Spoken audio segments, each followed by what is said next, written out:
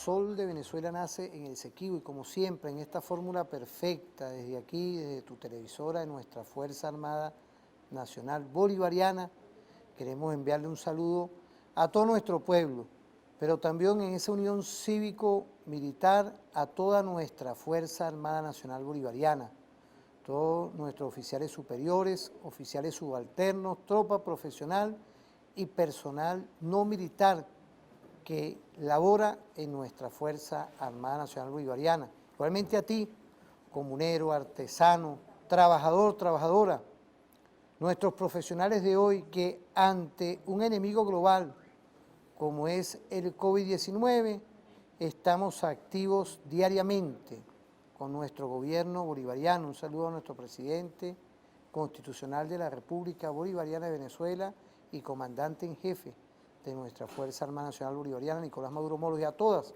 y todos los constructores de la patria, porque hoy, dentro de toda esta fórmula perfecta, como siempre, estudiamos y llevamos ese enfoque permanente de lo que es la visión continua de lo que es nuestro Estado-Nación.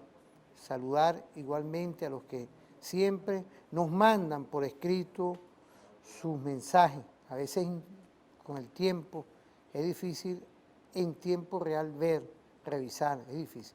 Pero bueno, estamos ahí, estamos en esa fórmula perfecta. Aquí estoy, nada más y nada menos con la compilación de documentos doctrinarios de los Estados Unidos. Quiero saludar esta compilación que hizo nuestro general Jesús Antonio Barros Quintero. Quiero saludar al CESPA, al Centro Estratégico de Protección de Nuestra Patria, nuestro mayor general Salazar, que comanda ese cuerpo estratégico, igualmente a los organismos de inteligencia y contrainteligencia, ¿no? Porque este enfoque que hay ahí tiene que ver con las medidas coercitivas unilaterales. Esto lo hizo en un momento, en el 2015 sacó este producto, esta compilación de investigación, y hoy sigue vigente. ¿Sigue vigente por qué? Porque ante este mundo multicéntrico, multipolar, la Venezuela no se rinde. Hay una Venezuela hoy que está continuamente esforzándose en esa visión holística de lograr construir el Estado social. Ante esta guerra multidimensional estamos construyendo todos, el trabajador, la trabajadora, el ama de casa, todas y todos, estamos construyendo el Estado social, pero no nos podemos desvincular de lo que ocurre en esta América meridional, ese nombre que le puso nuestro padre Bolívar a la América Latina, esa visión de hoy entender, lograr informarnos de cómo es, y no podía faltar nuestro invitado de hoy, quien es diplomático, fue embajador, hoy está como docente estratégico de la Universidad Militar Bolivariana de Venezuela y otras universidades. Fue director de la Escuela de Estudios Internacionales de la Universidad Central de Venezuela. Igualmente, hoy es uno de los estudiosos y docentes e investigadores del Instituto de Altos Estudios de la Seguridad de nuestro Estado-Nación de la Universidad Militar. Apreciado profesor Franklin González, quiero agradecerle que se haya tomado un tiempo para estar aquí con nosotros compartiendo un sinfín de cosas, porque queríamos empezar a su apreciación y sus enfoques que hace, sus investigaciones que hace, cómo ver América Meridional hoy. Fíjese, ya tenemos 2 parlamentos, gracias a esa visión holística de nuestra Constitución, que en diciembre elegimos diputadas y diputados, hoy nos estamos consiguiendo, según la información de nuestro presidente de la Asamblea Nacional, Jorge Rodríguez, un saludo a él y a todo ese equipo de la Asamblea, hay 2 parlamentos hoy que están unificando criterios para reanudar las relaciones, porque ese gobierno de Duque pareciera, con todas las pruebas y que es público y notorio, la infinidad de ataques que siempre ha logrado hacer contra la República Bolivariana de Venezuela, lo que está aconteciendo hoy en Perú, el tema de Bolivia, Argentina, todos estos temas de esta América Meridional. Bienvenido a su programa, apreciado profesor e investigador y diplomático de carrera. Bueno, muchas gracias por la invitación. Vamos a comenzar con esa respuesta a tu inquietud que tiene que ver con América Latina. Digamos que entender el presente y un poco proyectar el futuro, pasa necesariamente por hacer algunas referencias al pasado reciente de América Latina. Recordemos que en la década del 80 del siglo pasado, la CEPAL levantó aquella tesis de la década perdida, la década en la cual América Latina era un centro de endeudamiento en el mundo que generó grandes calamidades económicas, pero fundamentalmente sociales. A esa década del 80 le vino la década del 90, que fue la aplicación de los programas de ajuste, como se llamó, del Fondo Monetario Internacional, auxiliado por el Banco Mundial, y que desarrollaron toda la tesis en la práctica, en las políticas neoliberales, que significaron un empobrecimiento bestial, por cierto, no solamente para los pobres de siempre, sino que se incorporaron otros pobres, esos que se han conocido como sectores medios. A esa década del 90 entramos al siglo XXI y la primera década del siglo XXI va a conseguir un panorama contestatario a esas políticas neoliberales. Encontramos entonces un giro hacia lo que se ha llamado el progresismo en América Latina, que prácticamente comienza a finales del siglo pasado con el triunfo del comandante Chávez en diciembre de 1988 y que va a significar,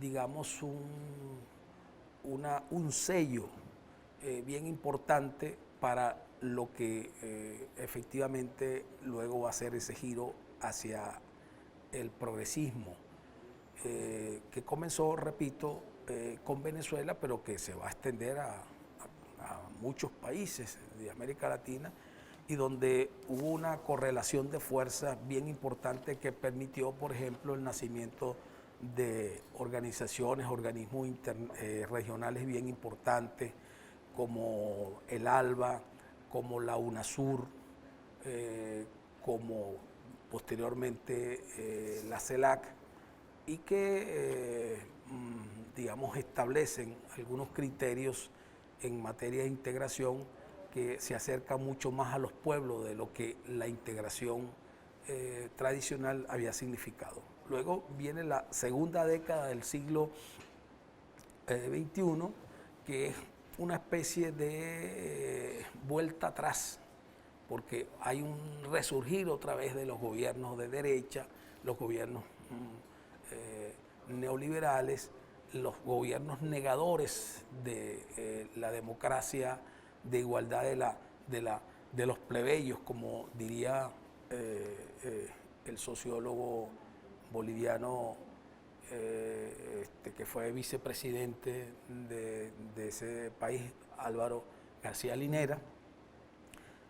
Y ahora estamos en la tercera década del siglo XXI y observamos entonces una situación bien particular que proyecta lo que va a ocurrir en el futuro inmediato. Ahora, el 14 del mes que viene, de noviembre, habrá las elecciones legislativas en Argentina y hasta ahora, de acuerdo a los primeros sondeos y a la consulta que se hizo recientemente en ese país, las fuerzas del progresismo están, digamos, en una situación crítica. Digo en este caso las fuerzas del progresismo asociadas al gobierno de Alberto Fernández.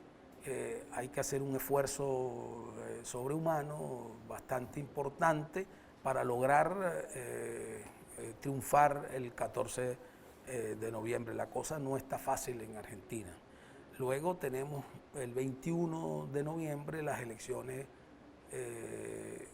o las megas elecciones aquí en Venezuela, y hasta ahora todo indica que las fuerzas del cambio, las fuerzas que apoyan al gobierno bolivariano serán las que obtengan la mayoría de las gobernaciones y alcaldías que van a estar en disputa.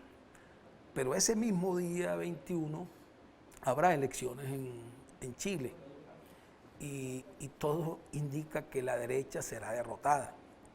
Esa derecha empresarial, esa derecha neoliberal, negadora de los derechos sociales, privatizadora de todo lo que significa servicios públicos. Digamos, allí habrá un resultado que probablemente incorpore al progresismo a un país tan importante como Chile. Luego el año que viene, en mayo, habrá las elecciones en Colombia. Tú acabas de mencionar a Colombia. Aquí hay que detenerse un poco para comentar que Colombia, como sabemos, la oligarquía colombiana, más concretamente, se ha convertido en el caballo de Troya, en la punta de lanza de la política imperial comandada por Estados Unidos, que enfila sus baterías contra la revolución bolivariana. Hay que decir que contra la revolución bolivariana se han implementado todas las fórmulas para revertir este proceso. La única fórmula que le faltaría es aquella opción que tenía el señor Trump en la mesa, que es la de la invasión militar, ya no directa por los marines gringos, porque ya ellos no utilizan eso, sino por todas esas empresas privadas de mercenarios que tienen formadas precisamente para invadir países. Y en este caso, Colombia, le ha prestado el territorio a Estados Unidos para, negando la soberanía de ese país, la independencia, la autodeterminación, para que Estados Unidos haga en ese país lo que quiera. No solamente son las bases militares, las 7, 8 bases militares, sino ahora se habla del traslado de 4.000, no sé, algo así, 4.000 afganos, que como ha dicho el presidente Putin, esos están preparados para la guerra, esos son mercenarios, hay que estar mosca con eso. Por eso escribí un artículo que se llama Mosca con eso, porque esos están en Colombia y ahí están las bases militares.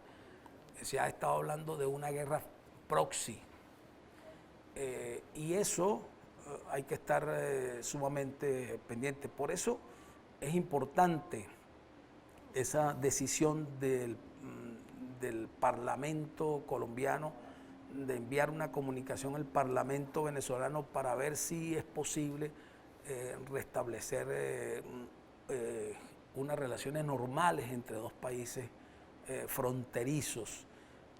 Yo diría que el peligro más importante para la revolución bolivariana está sentado allí, en Colombia, y hay que estar conteste sobre eso, y sobre todo estar claro que mientras ese señor Iván Duque esté en ese gobierno, ese es prácticamente un agente de Estados Unidos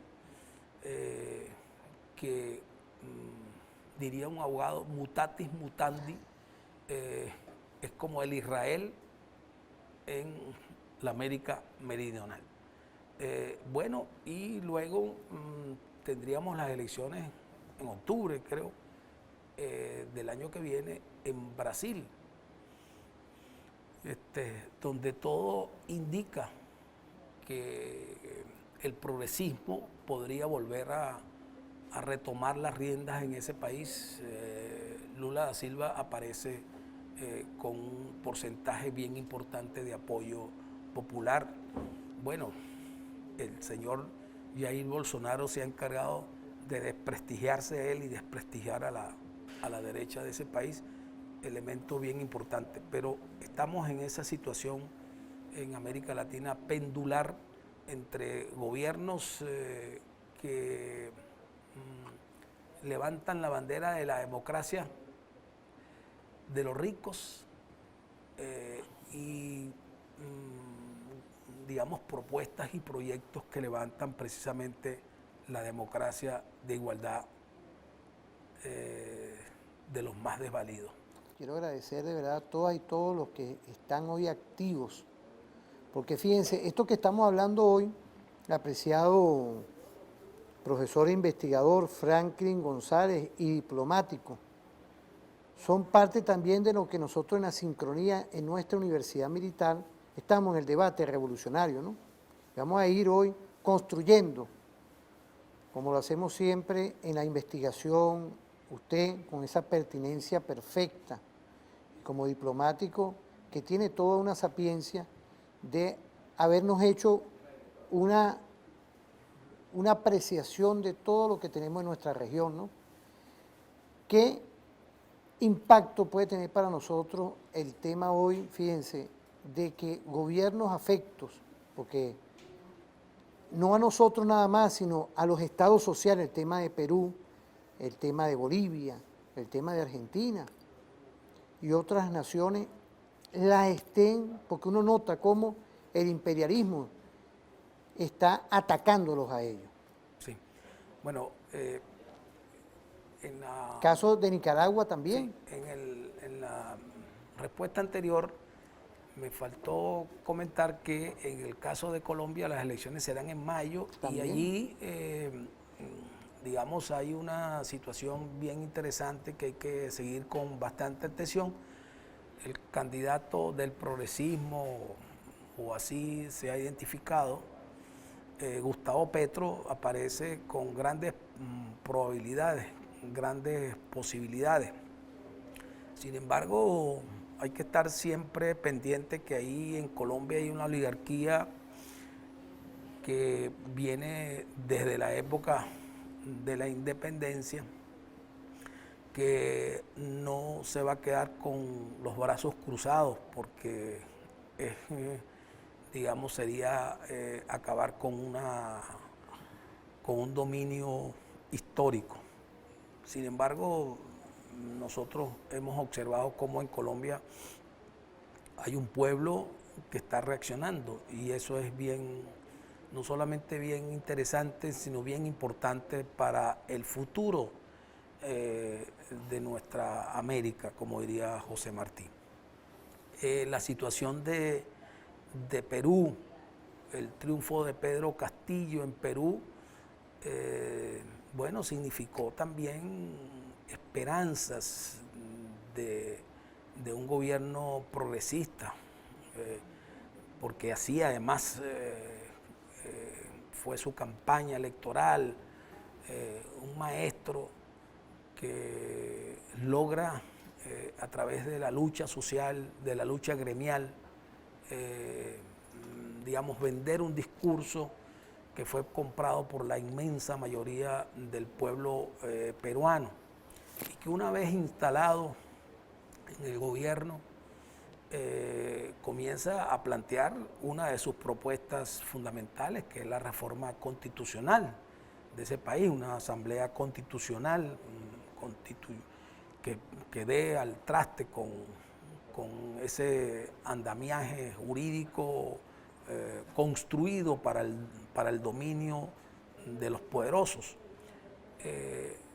Observamos entonces que, bueno, las fuerzas reaccionarias, las fuerzas de la derecha, aupadas desde Estados Unidos, están arremetiendo contra ese gobierno. Y ahí, bueno, estamos a las expectativas, porque el mejor muro de contención contra todos esos intentos de revertir procesos como el que anuncia Pedro Castillo en Perú es la movilización popular, el pueblo en la calle, el pueblo que le dio el respaldo electoral, pero expresado ahora en la calle con movilizaciones, con expresiones realmente contundentes que, bueno, le envíen el mensaje a la derecha de ese país y al imperio que lo dirige, bueno, que hay un pueblo realmente dispuesto a luchar. Bueno, recientemente se celebró, como seguramente lo habrás comentado por este programa, la sexta cumbre de la Comunidad de Estados Latinoamericanos y Caribeños. Y allí pudimos nosotros observar en los discursos de los distintos presidentes, tanto de América Latina como del Caribe, digamos, cómo está la situación en términos políticos, ideológicos en nuestra región y, bueno, y las posibilidades que se abren hacia el futuro. El hecho de que en la CELAC algunos gobernantes, comenzando por el que tiene la presidencia de la CELAC, López Obrador, el presidente mexicano, haya lanzado la idea que luego se convirtió en la noticia más importante de que la CELAC pueda convertirse en la sustituta de una organización ya de modé que responde a intereses que no son precisamente los intereses propios de nuestra América, la llamada OEA, sea definitivamente no solo sepultada, sino además sustituida, y en este caso se ha propuesto la CELAC. La CELAC. Y eso sería uno de los grandes logros que nosotros obtendríamos en esta parte del mundo. Allí en la CELAC, por cierto, pudimos observar a gobernantes que siguen apegados a la tesis de que lo más importante es que lo dirijan desde afuera, y otros gobernantes que dicen que ha llegado la hora de la independencia, de la soberanía y la autodeterminación de los pueblos. Bueno, estamos en esta lucha. Creo que se avisoran cambios en nuestra América. Los cambios que se avisoran son cambios positivos y son cambios que dirigen la atención hacia la conformación de una correlación de fuerza en esta parte del mundo más favorable a nuestros pueblos. Sin embargo, no debemos engañarnos ni dormirnos. El imperio trabaja cada segundo, cada minuto, cada día, cada semana y cada año por lograr que eso que llamaron su patio trasero siga siéndolo. Y nosotros, si tenemos que tener claridad, es que el discurso de la derecha es un discurso claro, va dirigido a defender los intereses del capital. Y ahí no hay ética, ahí hay intereses. Lo importante es, del lado nuestro, entender que ese no es el discurso nuestro, sino que es el discurso de los pueblos. Quiero saludar a la Universidad Militar Bolivariana, a nuestro general González de Riaesen, igualmente a nuestro general Eiser de la Policía Militar, vale saludarlo, estudioso perfecto, a nuestro mayor general Marcano Tábata de nuestra Redi Capital y a todo el sistema defensivo. Vamos a irnos a una pausa y volvemos con tu programa referente informativo. Dejamos el tema de México. ¿Qué significa hoy México? ¿Qué significa López Obrador para todos estos temas, apreciado profesor? Vamos a una pausa y volvemos.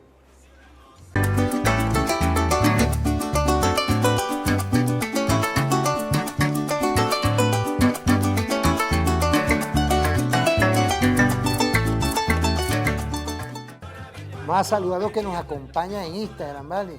Inversiones Nitrans, Mana Blue Star, Emma Cal, Morena Tillero, Andy Blanco Gar, Houseweb 78 y Pinto Carpa. Todas y todos los que nos están viendo también en Instagram, un saludo.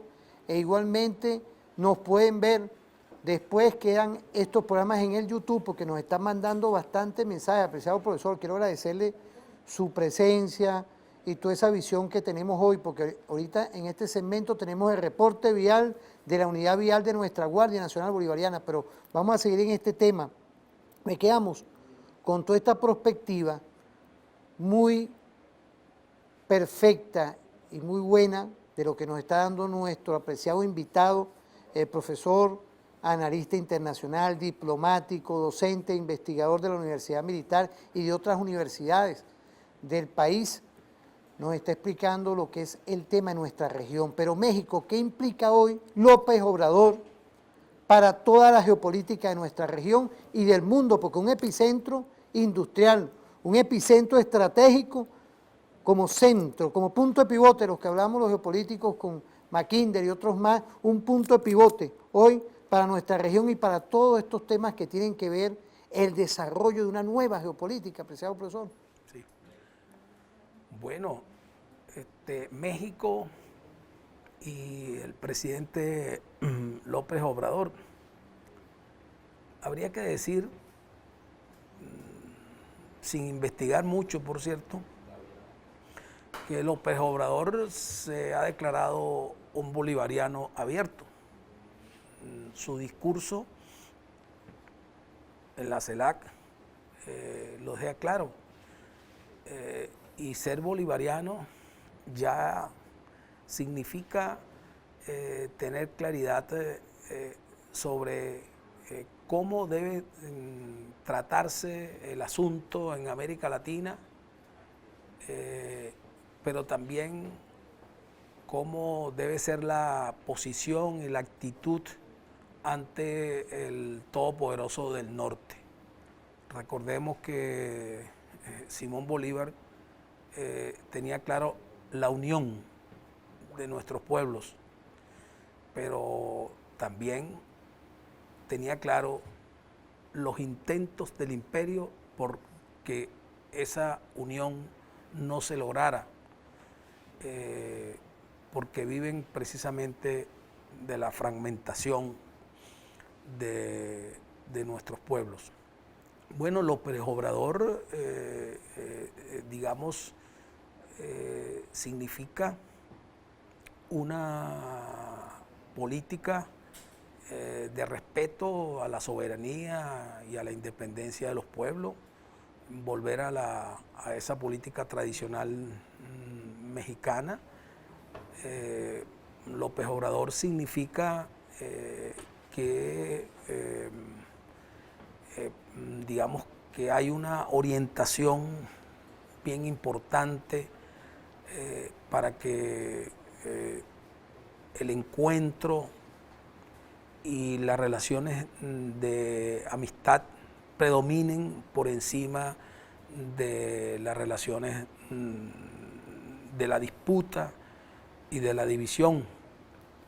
López Obrador significa que el progresismo está presente en América Latina, que la dignidad, si es posible, que por encima de las diferencias ideológicas y políticas que existen, que son reales, que son palpables y que en la CELAC quedaron evidenciadas, pero por encima de eso es posible caminar juntos, es posible construir una unidad en torno a eso que se llama la Comunidad de Estados Latinoamericanos y Caribeños, que no solamente una a todas estas naciones, sino que además establezca políticas claras, políticas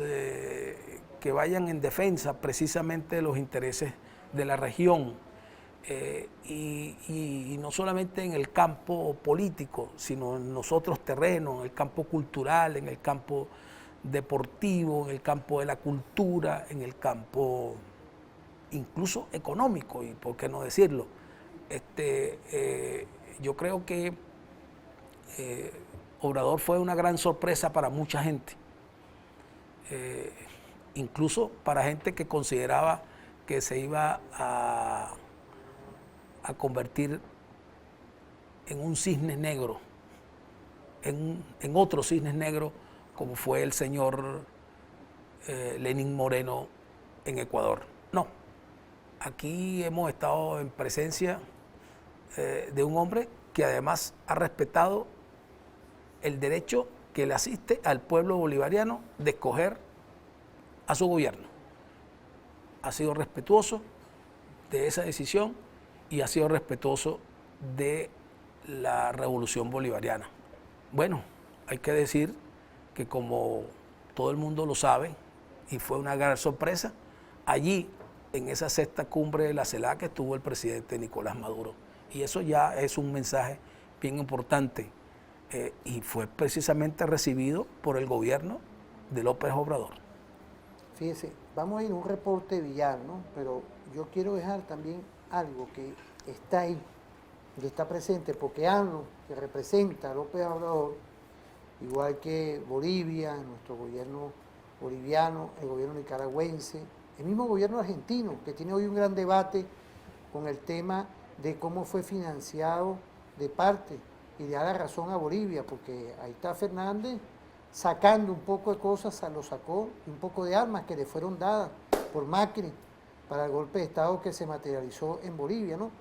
Todo esto va concatenado que hay gobiernos hoy que están con una visión de lo que es el tema estratégico que se incorporó Nicolás Maduro Moro, muy bueno y muy perfecto y excelente en este momento, como es la descolonización.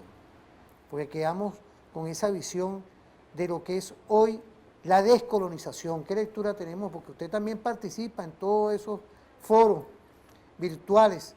Ahorita está en esta semana Dussel, activo con otros más estudiosos, tratando el tema de la descolonización. ¿Qué visión tiene usted de todo? Sí. Bueno,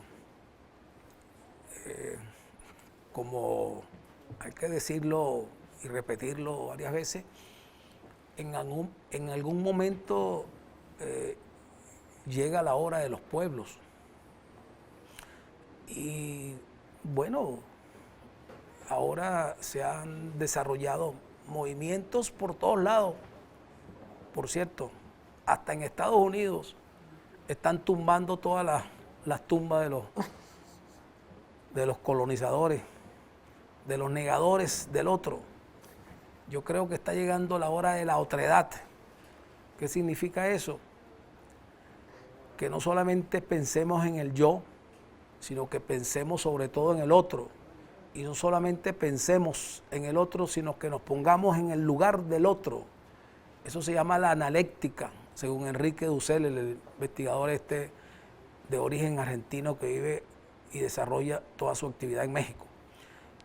Bueno, México se ha convertido ahora con Obrador en uno de los países que está exigiendo primero el perdón de la masacre, del genocidio que se produjo aquí en la época del colonialismo español. Hasta el Papa Francisco también lo está haciendo. Es toda una corriente no solamente de pensadores, de intelectuales que han venido, digamos, trabajando el tema y exigiendo, digamos, que se certifique realmente lo que el genocidio que se cometió contra nuestros pueblos originarios. No es solamente el tema de la descolonización, Luis, sino también es el tema de la decolonialidad, porque resulta que la descolonización es la negación de la de ese genocidio, de esas matanzas que se produjo. Pero la decolonialidad, sin la S, significa que a diferencia de cómo nos han tratado a nosotros, desde el pensamiento eurocéntrico y el pensamiento estadounidense, negando nuestra cultura, negando nuestra ontología, negando nuestra identidad, desde este lado del mundo, hemos levantado la tesis de la decolonialidad, que significa la defensa de nuestra ontología, de nuestro ser, de nuestra identidad, de nuestra cultura, de nuestra civilización incluso. Pero eso no lo hacemos negando al otro. No lo hacemos negando que existe la cultura occidental, que existe la cultura oriental, que existen otros. Y nuestra visión es una visión mucho más que holística, integral, porque precisamente desde América Latina se están desarrollando movimientos donde nosotros defendemos lo que somos sin negar a los otros. Por eso practicamos eso que se llama, repito, la otredad, es decir, el respeto y la consideración al otro.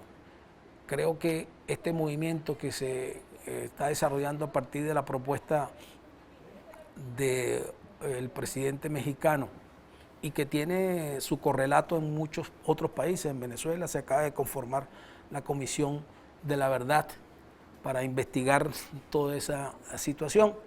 Creo que son aspectos bien importantes y bien positivos. Por eso vamos a ir a una pausa, ¿no? Porque yo creo que también tenemos que dejar en el aire algo, que hay un nuevo modelo civilizatorio entonces, y en contraparte hay unos pueblos que se están oponiendo, pero quiero tocar en el próximo momento el tema de Colombia, ya con profundidad, porque usted me dejó a mí, quiero dejarlo aquí, los afganos llegando allá, ¿quiénes vendrán como vecinos? El tema de que hay una gran cantidad, y condenamos eso, una gran cantidad de candidatos de presidente que fueron asesinados. De una otra parte, es decir, un sistema de muerte que hay ahí por medio de esas oligarquías y ese gobierno, y esos gobiernos que han estado ahí. Pero vamos a ir a una pausa.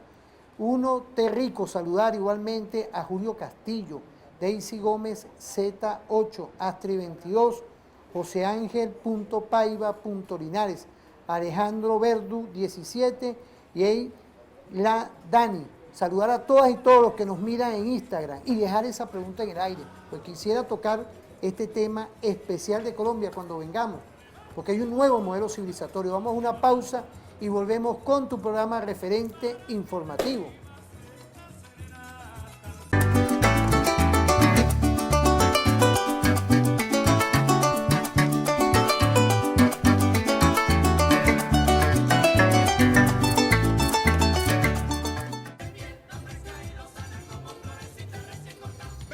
Volvemos con tu programa porque son estas fórmulas perfectas hoy. Quiero agradecerle, estaba viendo ahorita el teléfono, de los mensajes que siempre llegan de las rutas de la patria. También queremos incorporar a los que están en el mar, de los que van a ir al mar, que es importante. Está Villarroel, ¿vale? Lo que pasa es que tenemos aquí, en estas dos bellas cámaras, en el medio tenemos al Instagram, que es importante que te incorpores aún más. Si tienes que salir a tu cotidianidad, pégate en el Instagram. Y bueno, volvemos con un tema que para nosotros es importante, porque usted le dio en el primer momento, cuando empezamos en esta diplomacia bolivariana de hoy, algo que es importante, ¿no? El tema del mal vecino, el mal gobierno, porque los pueblos, en definitiva, somos hermanos. Tenemos una idiosincrasia, tenemos un padre común, que es nuestro padre Bolívar, y tenemos un Dios que es de todos. Y por eso es que dentro de toda esa filosofía hay cosas ahí que ya empezaron a abrir la luz. Parlamentos hoy, gracias a ti, no ves al otro, gracias a los que votaron en diciembre, los que dieron ese paso adelante y votaron, y hoy tenemos una Asamblea Nacional que está apegada a la Constitución. Saludar a todas y todos nuestros parlamentarios. Yo veo ese programa de parlamentarios y veo, a veces me río, pues, dentro de mí viendo cómo el ejercicio democrático está ahí. No está en las calles con guarimba, no están buscando sanciones. Es un ejercicio pleno que uno tiene que respaldar los que creemos en democracia, los que creemos en participación y protagonismo. Vemos hoy todo esto, pero nuestro analista y profesor y diplomático, como debe ser, nos ha dado unos enfoques que para mí es preocupante, porque no es poca cosa hoy que en la historia de Colombia es una historia de muerte, pero de los gobiernos, porque hoy se está imponiendo un pueblo, se está imponiendo. ¿Qué lectura tenemos de todo esto? Elecciones el año que viene, para ellos, porque nosotros determinamos y respetamos la autodeterminación de los pueblos, ¿no? Elecciones van a tener, pero hay una historia fuerte, igualmente de violencia, de la muerte de ese estratega perfecto en el mundo jurídico que fue Jorge Eliezer Gaitán. Desde ahí empezó el Holocausto, pienso yo, y toda esta lucha que hay en el hermano país de Colombia, porque somos hermanos a pesar de que a nuestros nacionales los están tratando de una forma que no es lo que se trata aquí, apreciado profesor. ¿Qué podemos decir de toda esta dinámica que tenemos en este tema? Bueno, por cierto que a esos connacionales que son maltratados y asesinados muchos, como ocurrió recientemente con 2 jóvenes que fueron acusados de ser delincuentes y por eso fueron ajusticiados. Quiero decir que muchos de esos connacionales que se han ido de Venezuela para Colombia son colombos venezolanos, es decir, tienen doble nacionalidad. Muchos de ellos vinieron a Venezuela y aquí obtuvieron la nacionalidad venezolana sin dejar la nacionalidad colombiana. Algunos nacieron aquí, hijos de colombianos, y fueron presentados acá como venezolanos y han regresado a Colombia. Eso, digamos, son datos bien importantes porque evidencia cómo actúa un narcoestado, porque Colombia es un narcoestado. La oligarquía que manda en Colombia, que algunos la llaman la oligarquía santanderista, porque es la misma oligarquía que viene de Santander, de la época de Santander, y nosotros tenemos que saber cuál fue la actitud que tuvo Santander con Bolívar, que llegó hasta el asesinato y luego el perdón, por cierto, de Bolívar hacia quien quiso asesinarlo.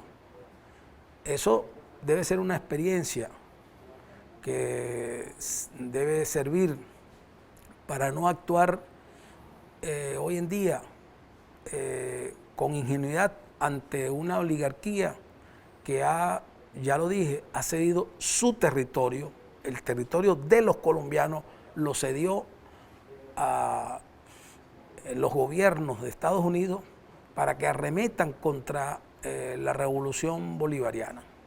El enemigo principal de Estados Unidos de la revolución venezolana es precisamente Estados Unidos, sus gobiernos, los poderes que mandan en Estados Unidos.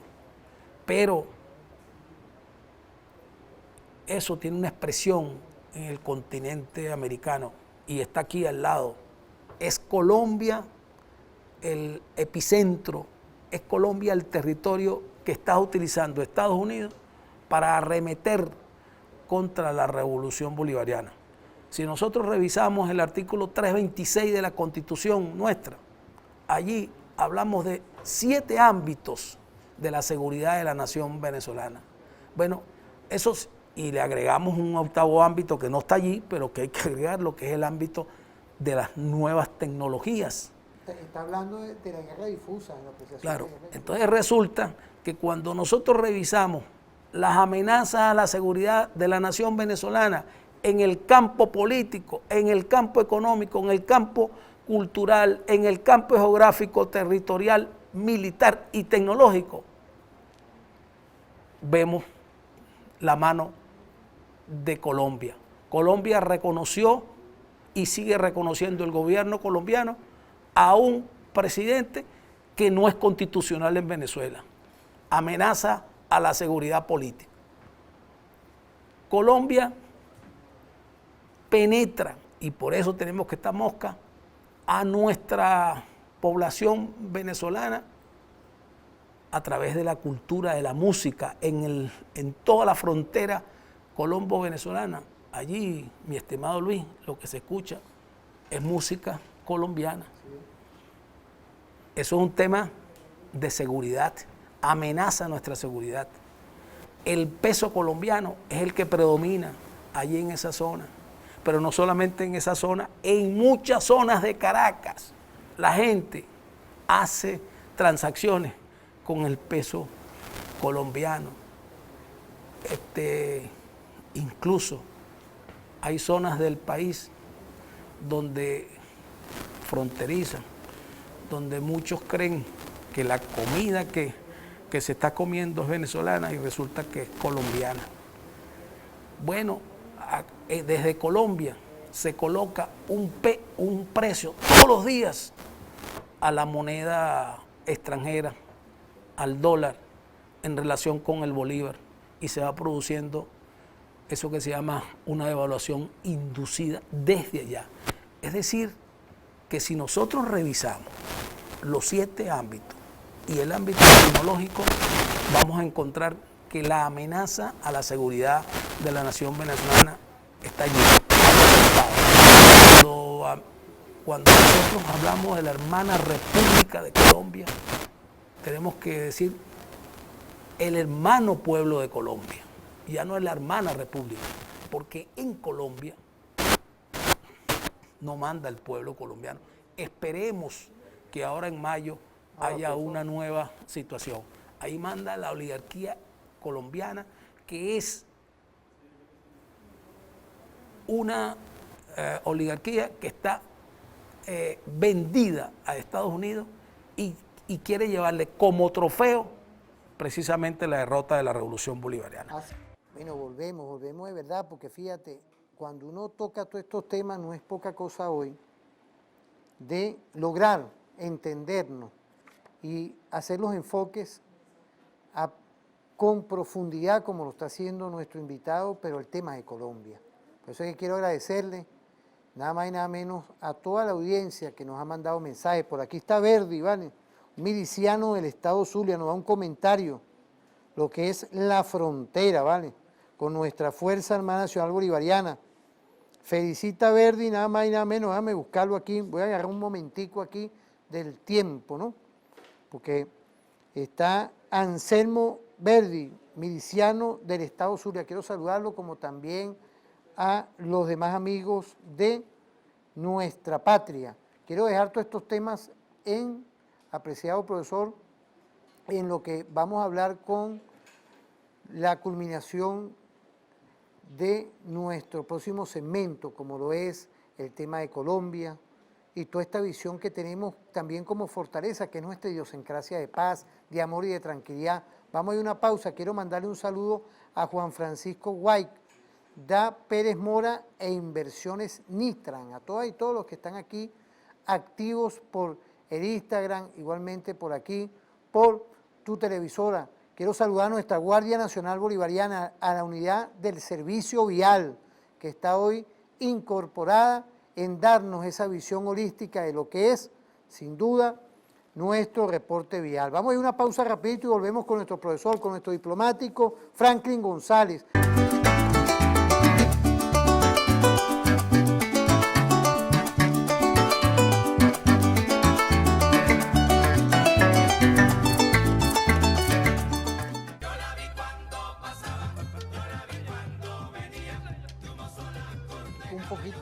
aquí, pero dándole a lo que es la visión estratégica.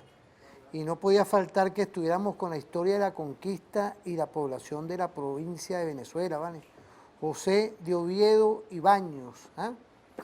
Libros que hoy, cuando uno habla de la descolonización y de todo ese tema que hemos estado dándole vida hoy, porque eso, de ahí es donde proviene el concepto de los que protagonizaron el holocausto de ayer y hoy en otro imperio está haciendo el holocausto de hoy, porque no es poca cosa cuando uno ve el bloqueo, las medidas coercitivas, todo esto que está operacionalizado de parte del imperio norteamericano y en los balances, porque usted quedó con el tema Colombia.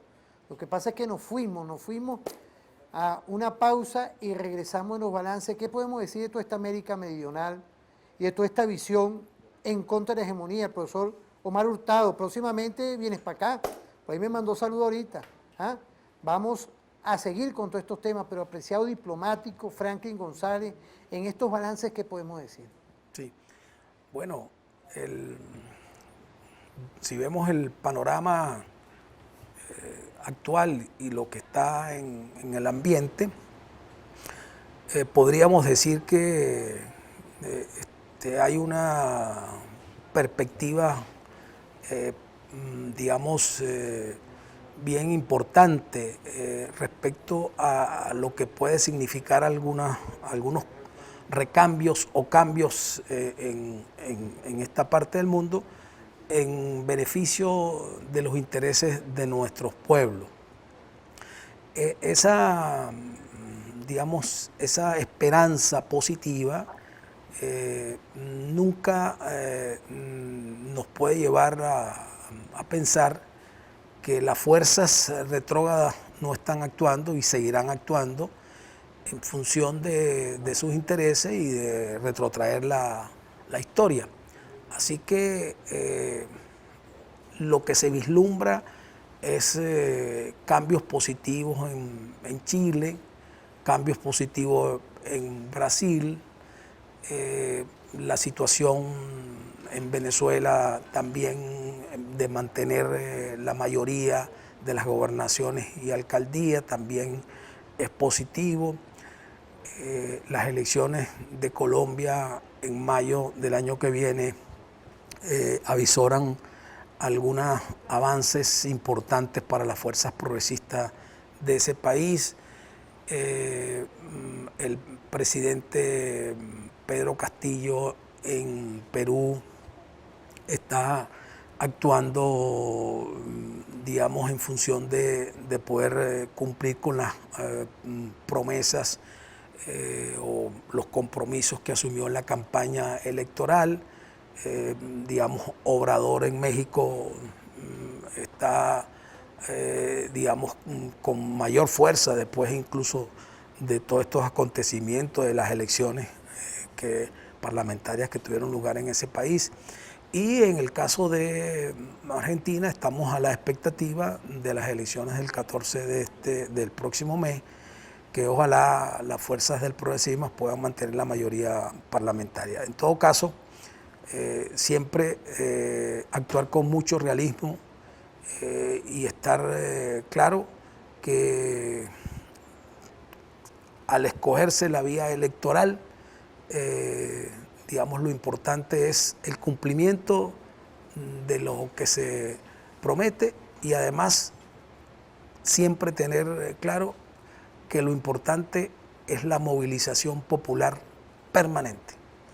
El pueblo movilizado permanentemente en apoyo al gobierno, a su gobierno progresista, pero sobre todo para defender sus intereses como pueblo. Usted lo ha dicho varias veces, creo que ahorita en estos balances es importante. El tema de Bolivia, si no hubiera habido pueblo, no se cristaliza la vuelta a la democracia con voto. El tema de Perú igualmente, el tema de Chile y el tema de Colombia, que estamos en definitiva esperando a ver cuál va a ser esa visión de que se respete el tema de la democracia, la realidad de los votos, porque todos esos países, de esos gobiernos, en su momento, porque era de ese mal llamado Grupo de Lima, que ahorita no existe, quedó prácticamente quedó desvanecido, toda esa visión de imperial, y nos veía a nosotros y golpeaba mucho a nuestro proceso electoral. ¿Qué podemos decir hoy? Porque usted ha hablado de las elecciones de nuestro nuevo CNE, porque tenemos de los 5 rectores y 2 que son de esa visión de la otra parte de la visión política, como tenemos 3 que más allá de que estén para acá, los 5 son personas que tienen una probidad, tienen un perfil y cumplen con todos los requerimientos que pide la Constitución. Sí. Bueno, el Grupo de Lima era una mampara. Porque tenemos la Unión Europea, tuvimos hasta temas ahorita como... No, pero lo que quería decir es que el Grupo de Lima es una mampara constituido sobre todo para salir de la revolución bolivariana. No lograr esos propósitos, eso no tiene ningún sentido. Pero sobre el Consejo Nacional Electoral de Venezuela, bueno, el Consejo Nacional Electoral nuestro ha evidenciado el comportamiento que ha tenido históricamente desde que se convirtió en un poder, en el 5º poder de acuerdo a la Constitución aprobada en 1999. Es un poder más allá de sus componentes absolutamente transparente en el manejo de la decisión que toma un pueblo en el momento en el cual le toca elegir. Yo creo que la presencia de la Unión Europea, del Centro Cártel, de todos estos organismos de tribunales electorales de América Latina, etcétera, y de otros invitados para participar en las elecciones, las megas elecciones del 21 de noviembre, lo que vienen es a ratificar una vez más que realmente aquella tesis del aislamiento de Venezuela se ha caído por su propio peso. Por supuesto que hay que esperar los resultados y sobre todo que esos resultados sean aceptados por quienes participen. Esperemos que la figura esa del fraude, que ha sido una constante, que se ha levantado, que se ha esgrimido permanentemente en los últimos procesos, no esté en la agenda ahora de esta oposición que ha decidido participar. Entiendo que toda la oposición ha decidido participar y bueno, que el pueblo venezolano decida en todo caso quiénes son los alcaldes o alcaldesas o gobernadores o gobernadoras que ese mismo pueblo quiere tener. Una alternativa comunicacional desde Referente Informativo con nuestro general Benzi Guerrero, nuestro coronel Medina Zambrano y todo este equipo perfecto que día a día hacen de tu televisora la primera, la única. Hoy a las 3 de la tarde, Soldado en Combate, martes y jueves. No se nos podían olvidar también otros comentarios, como lo dijimos, que ahorita en nuestra pantalla está el código QR. Tú agarras el teléfono en cualquiera de nuestra programación, te pones por atrás y te activas en Instagram. Quiero saludar a nuestra Universidad Militar Bolivariana de Venezuela. Ve, ahí estamos, con el código QR. Y igualmente nos vamos con una música, ¿vale? Quiero saludar a Jormar11, a CGM1202 en Instagram. Y nos vamos con una música perfecta. Apreciado profesor, muchas gracias por haber compartido y seguimos en esta visión con nuestro profesor Franklin González, ex embajador, ex diplomático, y hoy lo tuvimos aquí en tu programa Referente Informativo.